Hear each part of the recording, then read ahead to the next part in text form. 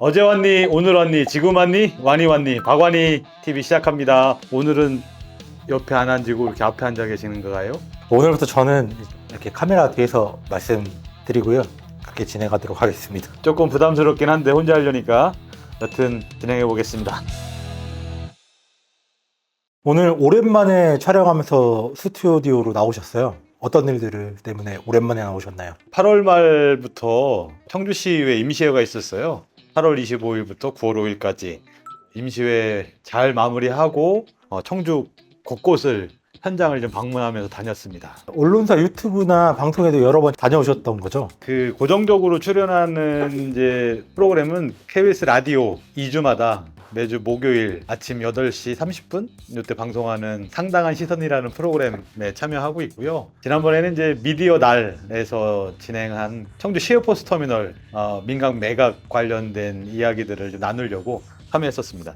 제가 의원님 하시는 활동들 이렇게 많이 따라다니고 지켜보고 있잖아요. 너무 일정이 많으세요. 하루의 일정이 여러 가지가 있는데 환경 문제든 복지 문제이든 뭐 교육이든 뭐 이런 문제들이 이제 민원이 들어오게 되면 그냥 전화로 대충 넘어가고 하는 스타일이 아니어서 가급적이면 현장 방문하고 또 담당 공무원들도 만나고 그러다 보니까 현장을 다니는 시간이 더 많아지는 것 같아요. 그래서 일정이 좀 빡빡한 상황이에요. 예. 의원님 이번에는 어떤 박안위가 주제일 것 같으세요? 오늘은 뭘로 하려나요?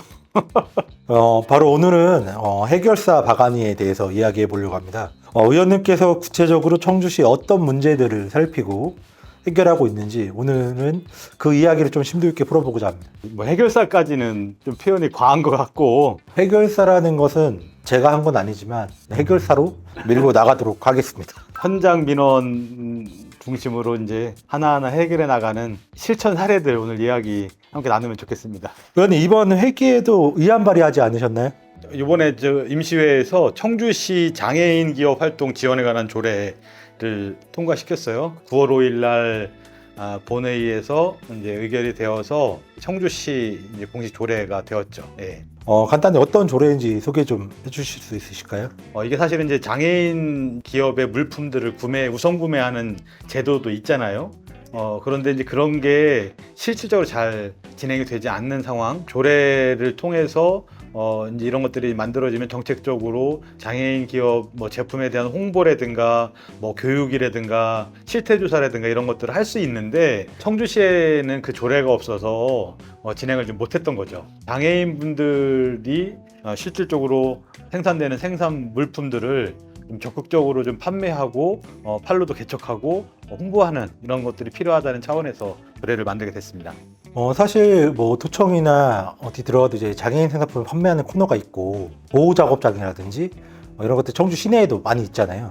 그럼 이런 것들이 청주시의 지원 조례나 이런 거는 없는 상태에서 뭐 상위법에 해당하는 그 범위 안에서 실행되고 있던 것들인가요? 장애인 보호작업장에 대한 지원이나 이런 것들은 정부 차원에서 쭉 진행이 되는데 보호작업장을 포함해서 장애인 기업들에 대한 지원이 별도로 없는 거예요. 그러니까 저희 청주시에서도 일반 중소기업 지원에 대한 것은 있어요. 근데 장애인 기업에 대한 지원을 특별하게 더 하는 건 없어요. 똑같이 경쟁을 하고 지원을 신청해서 지원을 받는 이런 구조다 보니까 장애인 기업들 같은 경우에 좀 더 어려움이 있는 거죠. 그런 것들을 좀 보완해주기 위해서 조례를 만들게 됐습니다.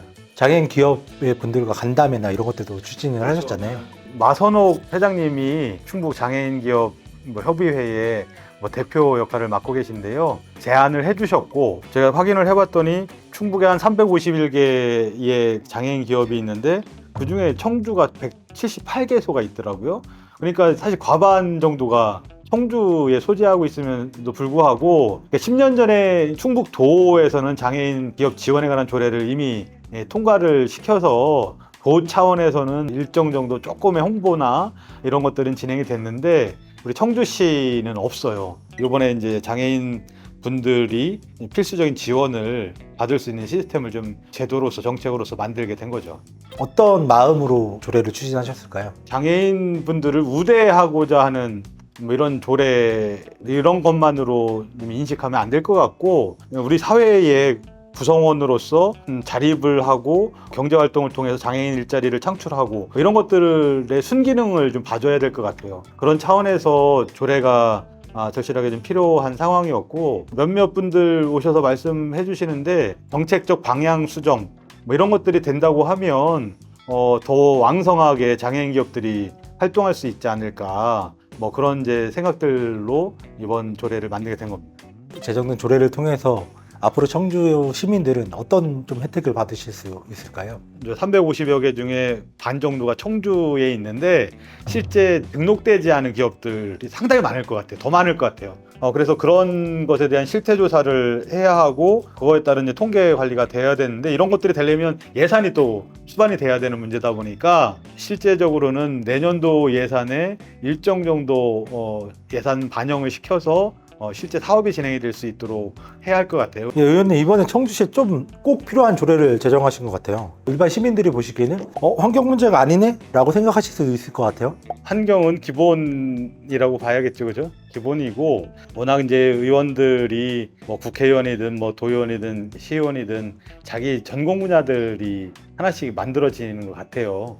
모두를 위한 사회가 이제 저희 목표, 어떻게 캐치플레이즈 아닐까 싶어요. 곧 또 준비하고 있는 것은 생활임금에 대한 문제도 곧 조례로 좀 만들어 보려고 합니다. 그래서 실제 우리 사회에서 좀 어려운 분들, 그리고 소외받는 분들, 이런 분들을 좀 함께 더불어 살아갈 수 있는 사회를 만드는 일들을 하고 싶은 거죠. 네. 의원님이 지금까지 의정 활동을 하시면서 좀 추구하셨던 비전 이런 것들이 있을까요? 우리 사회가, 청주시가 포용도시, 뭐 이제 함께 더불어서 살아갈 수 있는, 그리고 인권과 평화의 도시, 돌봄의 도시, 뭐 이런 것들이 우리 청주시가 앞으로 다 가야 할 방향이 아닐까. 더 나아가서는 이제 세계가 급변하고 있어요. AI를 비롯해서 미국이나 중국에서는 자율주행 이런 것들이 상당히 활성화되어 가고 있잖아요. 세상이 엄청나게 급변하고 있어요. 4차 산업혁명이라고 하는 것처럼. 뭐 그런 과정에서 노동이 줄어들게 되고, 그럼 결국은 이제 일자리를 잃게 되는 많은 시민들이 나타나게 될 것이고, 그럼 이분들을 위한 삶은 어떻게 대비를 해야 할 것인가. 이게 이제 또 이제 지금 이재명 정부에서 얘기하고 있는 기본사회, 기본소득에 대한 이야기들로 이어지지 않을까 싶어서 이런 것들을 좀 우리가 점진적으로 준비해 나가야 될 것 같습니다.